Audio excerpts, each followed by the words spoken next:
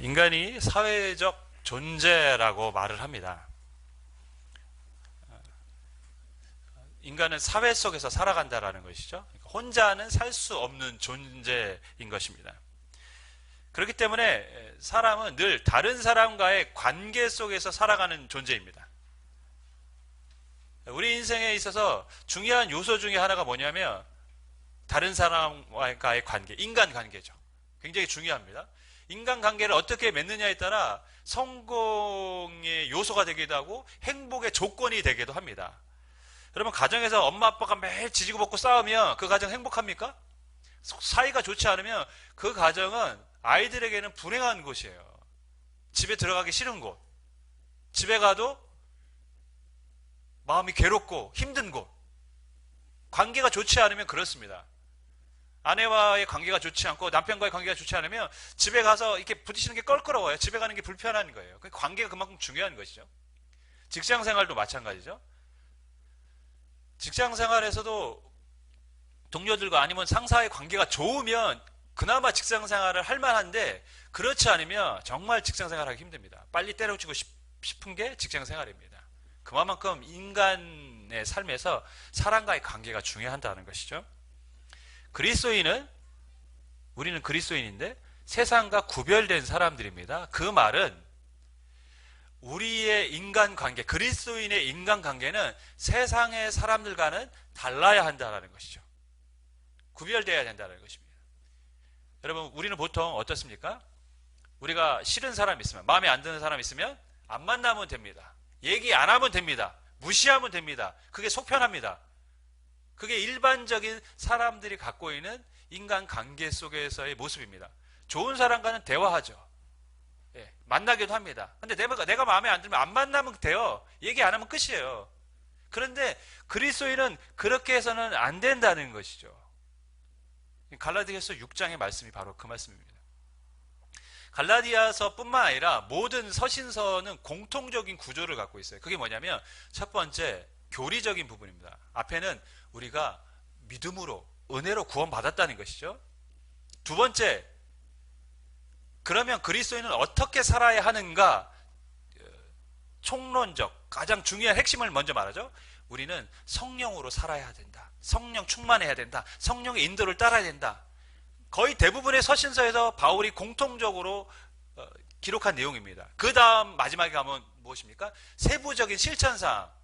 특별히 갈라디아서 6장에서는 잘못한 사람이 있을 때 그 사람은 어떻게 해야 하는가에 대해서 우리에게 말씀을 하고 있습니다.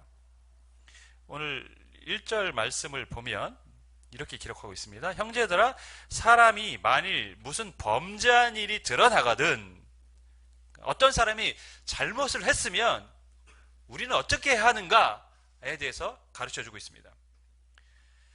여러분, 예수님이 이 땅에 공생애를 하실 때 사람들이 가늠마다 현장에서 이제 잡힌 여인을 데리고 왔어요. 그러면서 그들이 예수님에게 어떻게 말합니까? 모세의 율법에는 이러한 여자를 돌로 치라 명하였는데 선생님은 어떻게 말하겠습니까? 그러니까 법대로 하자면 뭡니까? 이 여자는 돌에 쳐서 죽여야 되는데 당신의 의견은, 생각은 어떻습니까? 묻는 거예요.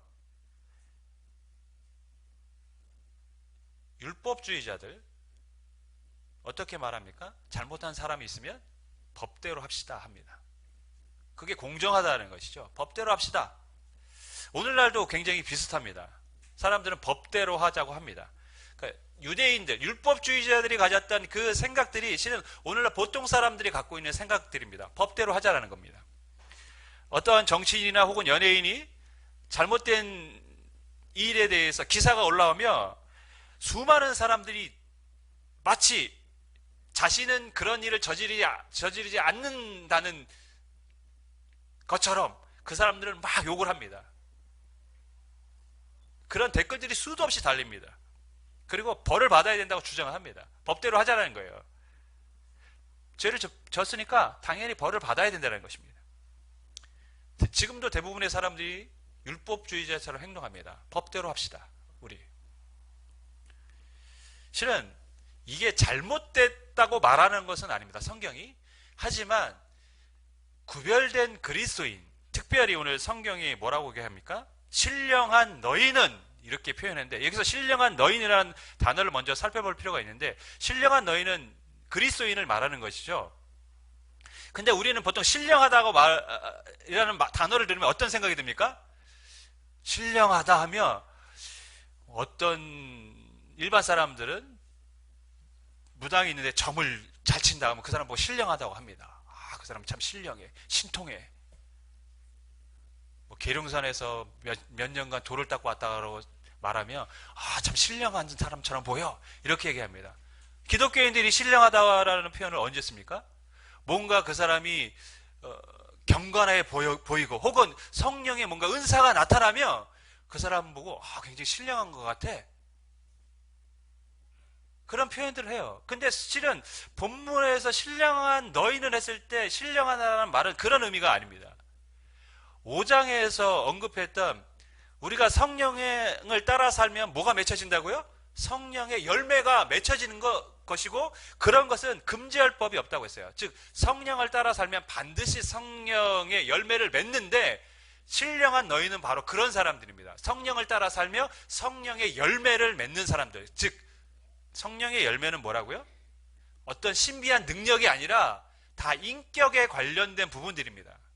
사랑과 희랑과 화평과 자비와 충성과 온유와 절제와 오래 참음과 양선, 다 인격에 관련된 부분들이라는 것이죠. 즉 신령한 너희는 성령을 따라 살면서 그의 인격이 그리스도를 닮아가는 사람들. 그런 사람들은 율법주의자들처럼 범죄한 사람이 있을 때 법대로 합시다, 이렇게 하지 말아야 한다는 것이죠. 다른 모습으로 그를 대우해야 한다는 것입니다. 그럼 어떻게 해야 될까요? 좀 더 높은 차원을 우리에게 요구하십니다. 첫 번째는 이렇게 얘기합니다. 신령한 너희는 온유한 심령으로 그러한 자를 바로잡으라. 온유한 심령으로 바로잡으라고 합니다. 가늠하다 잡힌 여인이 예수님 앞에 있습니다. 예수님이 사람들에게 뭐라고 말했습니까? 누구든지 죄 없는 자가 먼저 돌을 쳐라 했더니 사람들이 다 돌을 들고 있다가 어떻게 합니까? 돌을 다 내려놓고 갔어요. 떠난 다음에 예수님이 너를 돌려고 치려 하던 자가 다 어디 있냐 했더니 이 여자가 없습니다, 다 갔습니다 라고 얘기하니까 예수님이 이렇게 얘기합니다. 나도 너를 정죄하지 아니하노니 가서 다시는 죄를 범하지 말라. 정말 온유한 심령으로 예수님은 그의 잘못을 바로잡아 주셨습니다. 예수님은 그녀를 비난하지 않았어요. 야, 이 못된 XS야, 네가 감히 남편을 두고 그렇게 행동할 수 있어? 그의 비난도 정죄도 하지 않았습니다. 실은 예수님이 비난하고 정죄해도 이 여자는 실은 말을 못할 여자예요. 그냥 부끄러워서 입을 닫고 있을 그런 처지의 상황입니다. 그런 여자예요. 그런 일을 한 사람이죠. 그런데 예수님은 아무런 말도 하지 않으셨어요. 아무런 비난도 하지 않았어요. 단지 온유한 심령으로 그의 잘못을 바로잡아 줬습니다. 누가 잘못을 했을 때 비난하고 정죄하는 것은 쉽습니다. 누구나 하는 일이죠. 야, 네가 이거 잘못했잖아, 이렇게 해야지, 큰 소리 칠 수 있습니다. 화를 낼 수 있습니다. 그런데 그리스도를 닮아가는 사람들, 성령을 따라 살며 신령한 사람이 된 사람들은 그리스도의 모습을 본받아야 한다는 것이죠. 온유한 심령으로 그를 어떻게 합니까? 품어주는 것입니다. 부드러운 말로 그의 잘못을 바른 길로 인도하는 것입니다. 물론 무조건 용서만 하라고 하시진 않았어요. 그래, 잘못했어, 그래, 내가 용서해 줄게가 아니라 예수님은 나도 너를 정죄하지 아니하노라 까지 말씀하신 게 아니라 다음에 뭐라고 말씀하셨습니까? 다시는 죄를 지지 마라. 그에게 바른 길을 가르쳐 주셨어요. 우리에게도 그러한 모습으로 살아가라고 성경은 말씀하고 있습니다. 두 번째, 너 자신을 살펴보아 너도 시험을 받을까 두려워하라. 그러니까 어떠한 사람이 잘못했을 때 온유한 심령으로 그를 권면하고 그의 잘못을 바른 길로 인도하는 것이 다가 아니라 그 다음이 중요한데 뭡니까? 나를 먼저 돌아보라는 거예요. 너도 좀 살펴봐라. 예수님이 그 가늠한 여인 현장에서 돌을 들고 있는 사람들에게 뭐라고 얘기합니까? 죄 없는 자가 먼저 돌을 치라고 했어요. 그 말은 무슨 의미입니까? 너희들 모습을 돌아봐라. 이 여인이 잘못한 것만 지적하지 말고 너희들은 죄가 없는지 너희들의 모습을 돌아보고 죄가 없으면 돌로 치라라는 거예요. 그러니까 지금 성경 말씀이 바로 그런 말씀을 우리에게 전하고 있습니다. 누가 잘못했는데 그 사람에 대해서 잘못을 지적하지만 말고 너는 그러한 잘못이 없는지 돌아보고 동일한 시험에 빠지지 않도록 주의하라는 것입니다. 1988년에 우리나라에서 올림픽이 열렸죠. 민주당, 그러니까 미국의 대선이 있었고 민주당에서 대통령 경선이 있었어요. 그때 후보 경선을 선출하는 과정에서 이런 일이 있었습니다. 한 후보가 여색에 빠졌다는 소문이 막 돌았습니다. 그때 민주당 경선 후보로 나왔던 게리 하트라는 후보가 있었어요. 제2의 존 F 케네디라는 말을 들을 정도로 굉장한 신드롬을 일으키며 인기가 절정이었습니다. 그가 차기 대통령이 될 거라고 다들 생각하고 있었습니다. 이 게리 하트가 여성 문제가 있다고 소문이 난 그 후보를 맹렬하게 비난을 합니다. 그러면서 기자들에게 나는 그런 사람이 아니다 라고 얘기를 하면서 당신들이 밀착 취재를 해라 나를. 그럼 아무것도 발견할 수 없다는 것을 알게 될 것이다. 이렇게 장담을 했어요. 그러니까 자신은 저 사람과 다르고 나는 깨끗한 사람이야 라고 강조를 한 거죠. 나는 그런 사람이야. 달라. 너희들이 아무리 취재를 해도 아무것도 발견할 수 없을 거야. 그런데 얼마 지 않아 카리브 해안의 요트에서 유명한 모델과 있는 사진이 기사에 실렸습니다. 그 일로 인해 후보에서 사퇴하고 그의 정치 인생은 거기서 끝났습니다. 누군가의 잘못을 비난했습니다. 나는 아니라고, 나는 아닌 것처럼 그렇게 막 강조하면서 나는 이들과는 차원이 다른 사람이야. 그렇게 교만했습니다. 성경은 우리에게 뭐라고 말합니까? 그러한 사람의 잘못을 봤을 때, 누군가 잘못했을 때 먼저 너를 돌아봐라. 혹시 너도 그럴 위험에 빠질 수 있을 수도 있다. 그러면서 우리에게 우리 스스로를 경계하라고 가르치고 있습니다. 누가 잘못했을 때 우리는 용서하고 그를 바른 길로 인도하는 그런 사람이어야 할 뿐 아니라 더 나아가서 나의 모습도 함께 보는 것이죠. 혹시 나에게는 저런 모습이 없는가? 나에게는 저런 위험성이 없는가? 그것이 성경이 그리스도인들에게 바라는 모습입니다. 세 번째 모습이 가장 중요한데요. 짐을 지라는 것이죠. 2절을 보면 너희가 짐을 서로 지라 그리하여 그리스도의 법을 성취하라. 짐을 지면서 그리스도의 법을 성취하라고 말씀합니다. 아주 중요한 말씀입니다, 여러분. 지금까지의 이 아페사의 말씀은 어떤 면에서 보면 소극적인 부분이라고 저는 생각됩니다. 용서하고 바른 길로 인도하는 것이죠. 그리고 그 사람의 모습을 보면서 나를 점검하는 겁니다. 근데 그것이 아니라 한 걸음 더 나아가라는 것입니다. 짐을 지라는 것이죠. 여기서 짐을 진다라는 것은 뭐냐면 그 사람이 잘못한 것이 있는데 왜 잘못했는지 그의 약점이 무엇인지 너희가 보고 그것을 너가 져서 그 사람이 다시는 그런 일을 하지 않도록 도와주라는 겁니다. 요즘 그 예능 프로 중에 강철부대라는 게 있더라고요. 제가 뭐 정규 프로를 보지는 않지만 가끔 유튜브를 통해서 이렇게 보게 되는데, 저도 이제 군대를 나왔기 때문에 군대 얘기가 나오면 이상하게 눈이 가요. 그리고 우리나라에서 가장 유명한 뭐 특수부대들이 이렇게 나왔어요.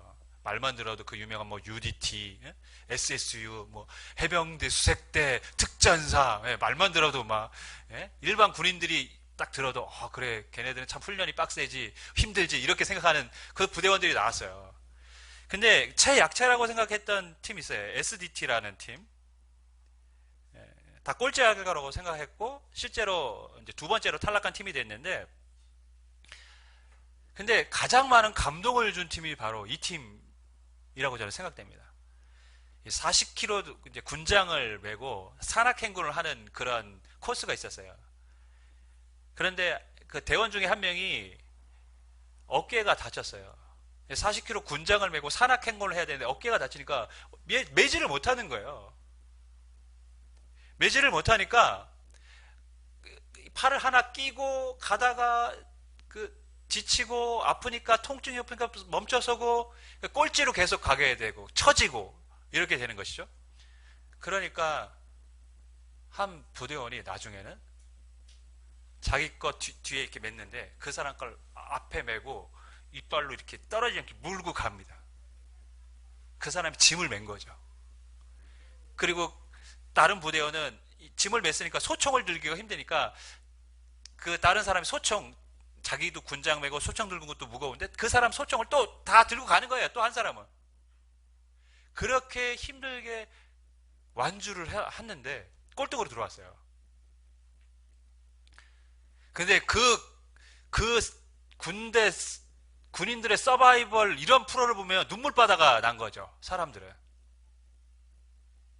누군가의 짐을 지고 같이 가기 위해서 포기하지 않는 희생, 군인 정신, 이런 것들이 사람들에게 감동을 줬습니다. 그래서 많은 사람들이 떨어졌지만 정말 최고의 부대다, 가장 멋진 부대였다라고 칭찬해 줬어요. 짐을 진다라는 게 이런 것이죠. 누군가 나고 하면 그냥 지켜서고 기다려주는 정도가 아니라 내가 그 짐을 매서 그 사람이 완주할 수 있도록 도와주는 것.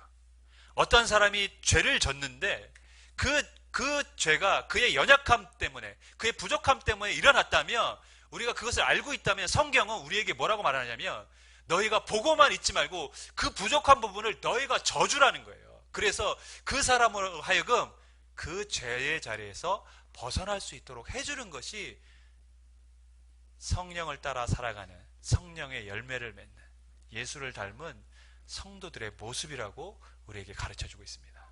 여러분, 우리가 서로 짐을 메고 함께 신앙생활을 하면서 주의 나라까지 완주할 수 있기를 주님의 이름으로 간절히 축원하겠습니다. 그것이 주님이 우리에게 원하시는 모습입니다. 하지만 이렇게 할 때 우리에게 요구되어야 되는, 우리가 기억해야 될 사항들이 있어요. 그것은 뭐냐면 낙심하지 말라라는 것이죠. 왜 낙심하지 말라고 했을까요? 사람은요, 한 번에 안 변하거든요. 사람은 한 번에 안 변합니다, 여러분. 성경은 수도 없이 우리에게 낙심하지 말라라고 말씀했습니다. 내 영혼아 어찌하여 내가 낙심하는가, 어찌하여 불안해하는가. 너는 하나님을 바라라. 하나님께 소망을 두라. 예수님은 누가복음 18장에서 낙심하지 말고 끝까지 기도해라. 바울이 갈라디아서 6장, 데살로니가 후서 3장에서도 선을 행하되 낙심하지 말아라. 낙심하지 말아라. 왜 낙심하지 말라고 했을까요? 사람이 잘 안 변해요. 그래서 낙심하다 보면 어떤 생각이 드냐면 포기하고 싶은 생각이 듭니다. 해도 안 변하고 해도 안 변하고 쟤는 안 된다. 쟤는 안 변하래야. 쟤는 가망이 없어. 이렇게 낙심하면 어떻게 되죠? 나에겐 가망이 없어. 쟤에겐 가망이 없어. 그러면 포기하는 거예요.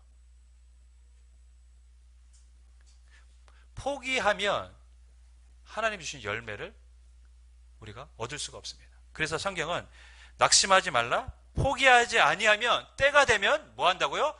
거둔다. 너희들이 낙심하지 않고 포기하지 않으면 때가 되면 거두게 될 것이다. 우리는 에디슨이 수없이 많은 실패를 경험했다는 사실을 알고 있습니다.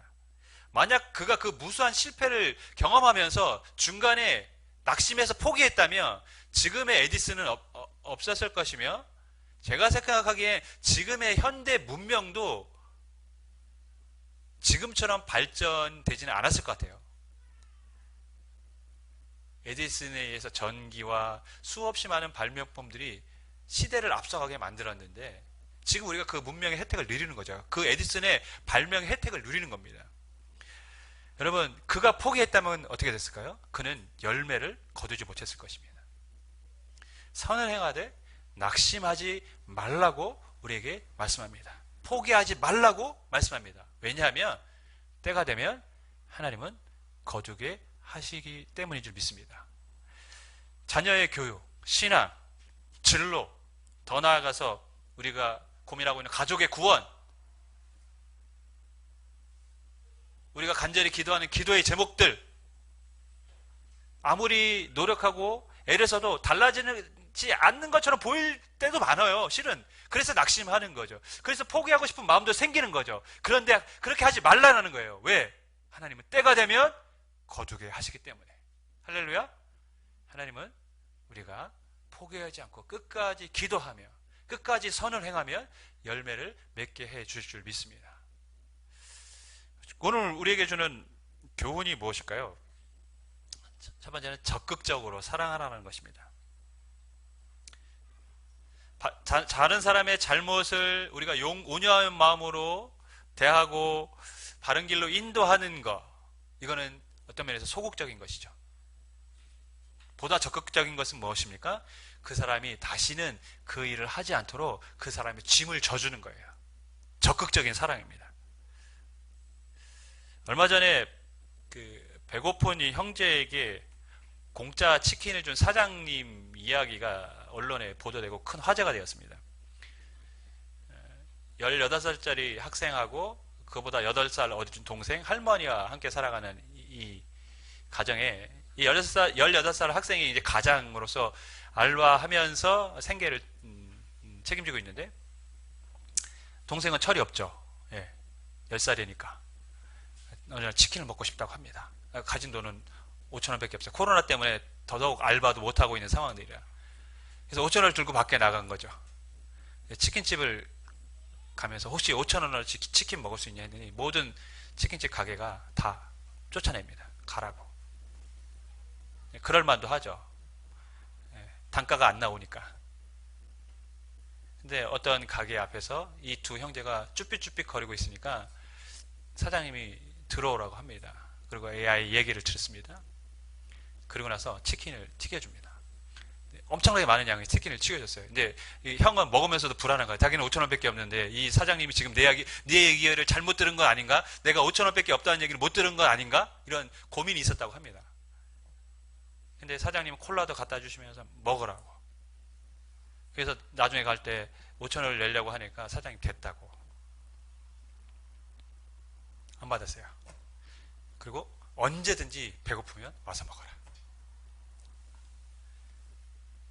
근데 형은 안 갔어요. 한 번도. 동생은 갔다고 하더라고요.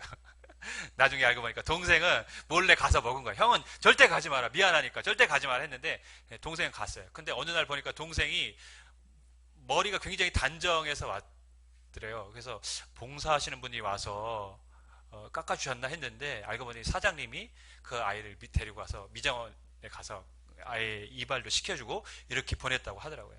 그래서 이 형이 어떻게 감사의 표현을 해야 되는데 표현할 길이 없으니까 글을 써서 올린 게 그게 이제 보도가 된 거죠.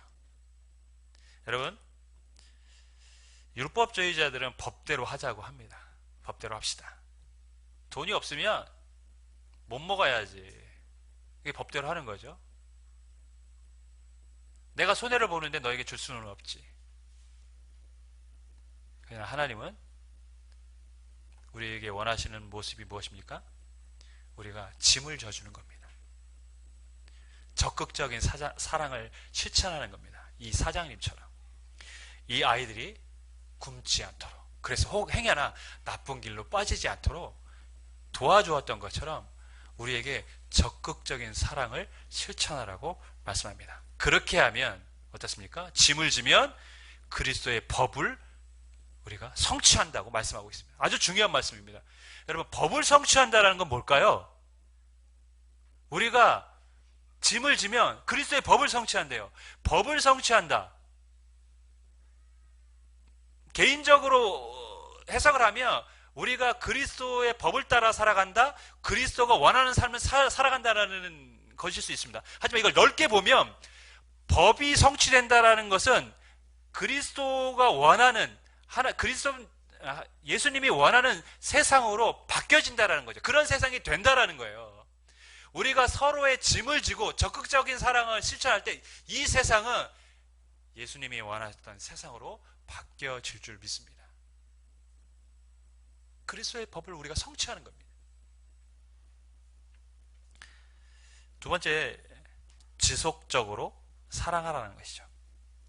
한 번, 두 번 했다고 사람들 변하지 않습니다, 여러분. 포기하면 지금까지 수고했던 모든 것들이 서로 물거품 되는 거잖아요. 포기하지 않으면, 끝까지 우리가 사랑하면 언젠간 하나님은 열매를 거두게 해주실 것입니다. 그러므로 우리는 끝까지 지속적으로 사랑해야 하는 것입니다. 사람이 무엇으로 심든지 그대로 거두리라고 말씀합니다. 사랑을 심는 자는 사랑의 열매를 맺는 것이죠. 성령으로 행하는 자는 성령의 열매를 거두는 것입니다. 적극적인 사랑을 우리가 실천하게 될 때 하나님은 그 사랑의 열매를 거두게 해 주실 줄 믿습니다. 여러분, 가족 복음화나 여러 가지 우리가 기도하는 부분들이 있는데 해도 안 되나 보다 이렇게 생각하지 마세요.